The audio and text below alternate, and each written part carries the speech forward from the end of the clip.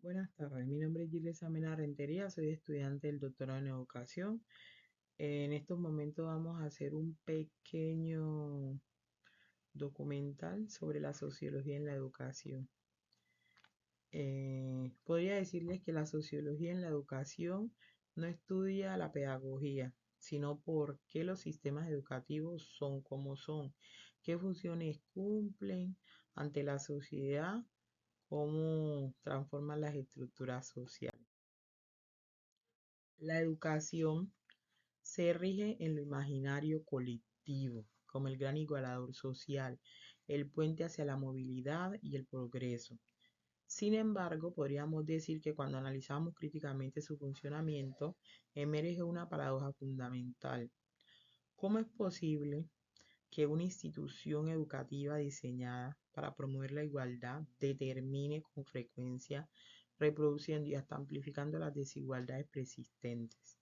Precisamente esta aparente contradicción constituye el punto de partida de la sociología de la educación, disciplina que nos invita a trascender las narrativas convencionales para adentrarnos en el análisis de aquellas fuerzas estructurales que, aunque invisibles, operan con la contundencia de un tablero en la configuración de distintos destinos educativos divergentes. Ahora bien, para comprender la profundidad de este abordaje, resulta imperativo examinar sus fundamentos epistemológicos. La sociología de la educación nos provee de un andamiaje conceptual comparable al instrumental de otras disciplinas, así como el médico emplea el estetoscopio para auscultar lo oculto, el arquitecto utiliza el nivel láser para detectar imperfecciones invisibles. El sociólogo dispone de un lente teórico específicamente calibrado para desentrañar los patrones subyacentes que organizan el mundo educativo. Estos patrones, lejos de ser meras casualidades, se manifiestan en interrogantes cruciales, como por ejemplo, ¿por qué persisten brechas de acceso a la educación superior según el origen social? ¿Cómo se explican las experiencias radicalmente diferentes de inclusión y exclusión en el espacio escolar? En consecuencia, este marco analítico nos permite transitar de la mirada individualizante que atribuye el éxito o el fracaso a meras capacidades personales, hacia una comprensión estructural que interrogan las condiciones sociales que hacen posible tales trayectorias. En este sentido, si avanzamos en nuestra reflexión, llegamos a una concepción primordial. La educación funciona como el sistema circulatorio de la sociedad. Siguiendo a Fernández en su lectura Durkheim, podemos afirmar que la institución educativa opera como el mecanismo mediante el cual la sociedad asegura su continuidad temporal. Más allá de la transmisión de contenidos curriculares, su función esencial radica en la socialización de las nuevas generaciones, proceso a través del cual se internalizan normas, valores y esquemas de comportamiento que garantizan la cohesión social. Por consiguiente, detrás del currículum explícito subyace un currículum invisible que enseña, entre otros aspectos, po- eh, la gestión del tiempo en la respuesta a la autoridad y a los criterios sociales de éxito y fracaso. De este modo, la escuela prepara a los individuos no solo para el mercado laboral, sino para la vida en comunidad, moldeándolos como piezas interdependientes o dependientes, no, como piezas interdependientes de un rompecabezas socialmente más amplio. Sin embargo, es precisamente en este punto donde la contribución de Pierre adquiere relevancia crítica, mientras que las perspectivas durkheimianas enfatiza la función cohesionadora de la educación. Bourdieu introduce una dimensión analítica adicional, el concepto de capital cultural en contraposición a la visión meritocrática que presenta la carrera educativa como una competencia en igualdad de condiciones.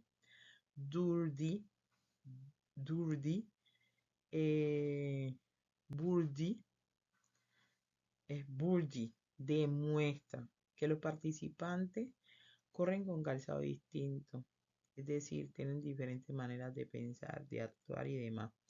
El capital cultural, ese bagaje de conocimientos, disposiciones y referentes adquiridos en el seno familiar, funcionan como un sistema, un recurso determinante que el sistema educativo de manera sistemática, aunque no siempre intencional, valora y premia de forma diferencial.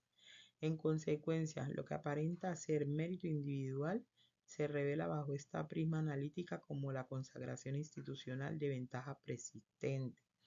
Así pues, la escuela transforma desigualdades sociales en desigualdades escolares, naturalizando jerarquías bajo la apariencia de neutralidad evaluativa. Ahora bien, si articulamos estas reflexiones, llegamos a una conclusión inevitable. Lejos de funcionar como el ascensor social prometido, el sistema educativo tiende a perpetuar las desigualdades de origen.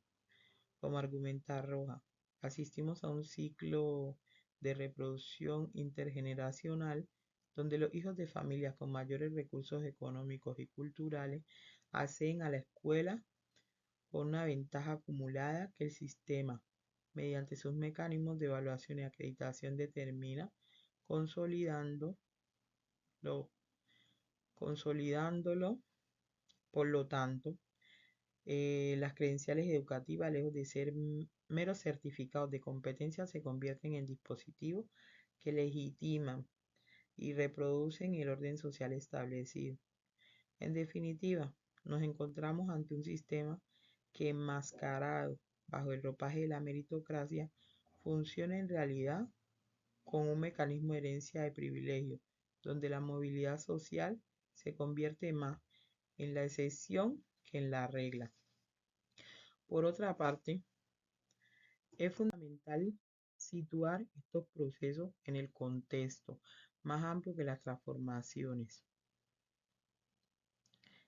Como analizan González y Torres, la educación ha sido capturada por la lógica de la competitividad económica internacional. Organismos como la OCDE, mediante instrumentos como las pruebas PISA, han establecido un sistema de ranking que presiona a los estados a alinear sus políticas educativas con las demás del mercado. Simultáneamente, a nivel nacional, la sociología nos permite diagnosticar cómo la segregación escolar, la desigualdad de distribución de recursos y la calidad de la enseñanza refleja fielmente las fracturas sociales más profundas. En consecuencia, lo que superficialmente aparecería como problema técnico-pedagógico se revela en realidad como la expresión educativa de los conflictos sociales estructurales. Además, debemos considerar mecanismos no solo a nivel macroestructural, sino también de la cotidianidad del espacio áulico. El concepto de currículum oculto, desarrollado por Fernández, nos permite comprender cómo la estructura misma de la escuela, sus rutinas jerárquicas y sistemas de evaluación